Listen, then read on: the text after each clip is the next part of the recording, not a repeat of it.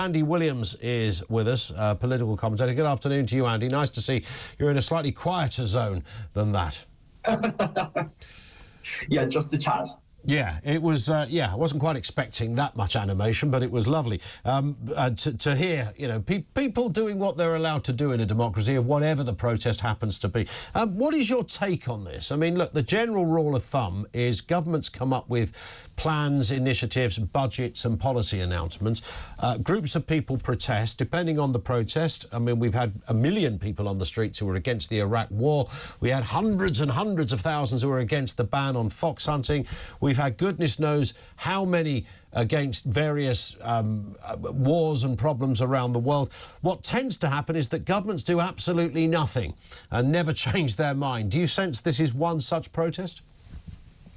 Yeah, I'm afraid I think it is. I have immense respect for the farming community. I completely understand the arguments in favour of APR when it comes to food security, keeping farms in families for generations. And I'm sure this is something that Rachel Reeves and the government really did agonise over. You know, it's not an easy decision to have to make. But I'm afraid I don't see any prospect of the Chancellor U-turning on this.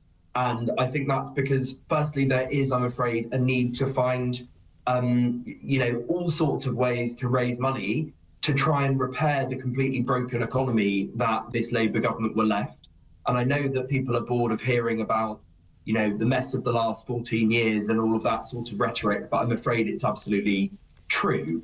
In terms of this policy specifically, one of the things that Labour is trying to tackle is that actually the sale of farmland in so many cases these days, farmland is not being sold to people who farm that land.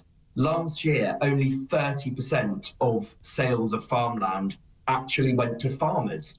The remaining 70% went to private investors, to lifestyle investors, institutional investors, overseas buyers.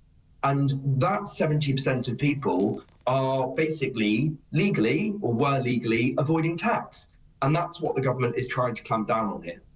But that would be somebody who's not running a farm, right? I mean, that would be... nobody would have a problem with that. Of course, the argument from farmers that are running a farm is, look, we don't earn a great deal of money, but we're fine with that because this is almost cultural as much as anything else. We pass it down to our family. We don't ever say, oh, look, there's a great bit of land. If we make that nice and fertile over there, we can flog it off for a few quid. There's no intention of doing that. The idea is that it stays within the family.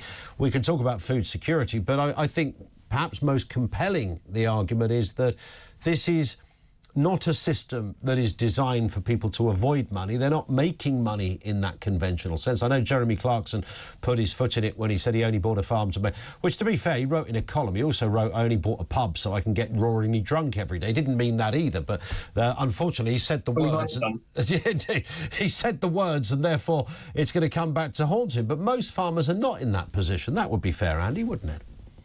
I do think that would be fair. And I think in an ideal world, we would have a scheme a bit like, and I only broadly understand this, but a bit like in France, where in France, if you want to buy farmland, you have to prove that you can and that you will work that as farmland. And then you can have whatever the French equivalent of APR is. I think in an ideal world, that would be the system. And then we would be able to capture the people who are, just investing in farmland for tax reasons and protect family farms and keep them in families. But I'm afraid, and this is another thing that Keir Starmer and Pat McFadden have been talking about a lot in the last few days, our broken state, our broken civil service isn't sophisticated enough at the moment to put that sort of system in place, which is a problem in itself. I mean, again, critics also say, well, look, or critics of the government say, it's in the grander scale, this is a very small amount of money that it will raise. The bureaucracy in putting it into place is hardly worth it.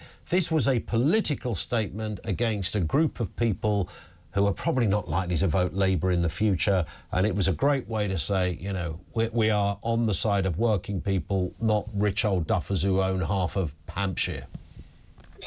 I mean, I don't buy that characterisation. I think there are lots of people out there who are trying to make the case that Labour are prosecuting some sort of class war. I just don't think that's fair, and I certainly don't think it's true.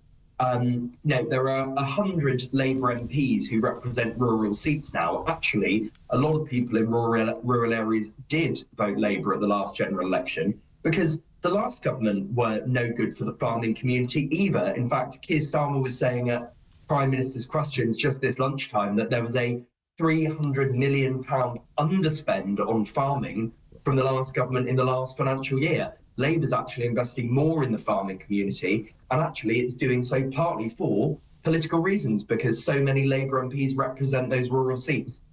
So you sense then that the only reason Rachel Reeves has put herself, Keir Starmer and the government through this, bearing in mind they're also dealing with, you know, OAP, winter fuel allowance, and I mean there's a few on that list of challenges, to put it gently, that they are facing. The only reason they did this was to raise, you know, 900 million quid or whatever. Yeah, look, I think there is an imperative to raise money to pour into the NHS. We could have a separate debate about whether or not pouring money into the NHS in itself is actually going to work. I mean, my view would be that we need to sort of completely rethink how we are delivering healthcare in this country, and it's not just about pouring money into the furnace of the health service. Nonetheless, Labour's view and Rachel Reeves' view is that we need to look at people with the broadest shoulders and find ways to raise money. Now, that's where you mentioned the winter fuel allowance. That's where there is actually a bit of similarity here, in the sense that, of course, for some farmers at the margins, this is really going to hit them hard. But for many others, they are wealthy and it won't. And I think the truth is, it's the same with the winter fuel allowance. You know, 20% of people who were receiving the winter fuel allowance are going to be, you know, quite badly affected by losing that £300 or £200 a year. 80% of them didn't need that money. Yeah. So I don't know whether I think the 80% thing is probably a Labour figure. I'm not absolutely. It's an Age UK figure, actually. I'm not sure Age UK but believe that 80% of pensioners don't need the money. Well, they said in their original response to that policy being announced, they said this is going to adversely impact 20% of people, which suggests to me that 80% of people will be fine. Well, Labour said it will kill, I don't know how many people it was going to kill, because they did their own research on this when the Tories were accused of trying to do the same thing. Listen, we could talk on that point forever. Andy, lovely to have you with us. Andy Williams, political commentator.